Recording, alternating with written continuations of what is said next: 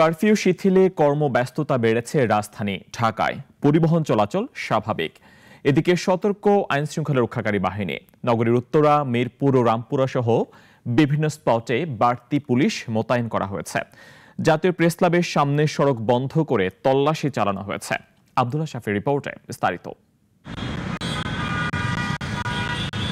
১ জুলাই কোটা সংস্কার আন্দোলন শুরু, এক পর্যায়ে দেশ জুড়ে জারি হয় কারফিউ। এখন পরিস্থিতি অনেকটাই স্বাভাবিক। প্রতিদিনই কারফিউ শিথিলের সময়ক্ষণ বাড়ছে, অফিস আদালত খুলেছে, সড়কে বেড়েছে গণপরিবহন। মেট্রো রেল আর এক্সপ্রেসওয়ে বন্ধ থাকায় প্রধান সড়কগুলোতে চাপ বেশি, কোথাও কোথাও যানজটও দৃশ্যমান। রাজধানী ঢাকা ফিরছে চিরচেনা রূপে। গতরাতে আন্দোলনের ৬ সমন্বয়কের দেয়া কর্মসূচি প্রত্যাহার ঘোষণার পর তৈরি হয় নানা গুঞ্জন।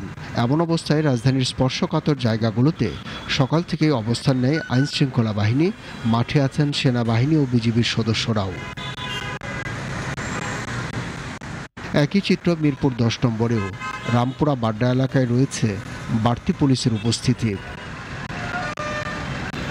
জাতীয় প্রেসক্লাবের সামনে রাস্তা বন্ধ করে অবস্থান নেয় আইনশৃঙ্খলা বাহিনী।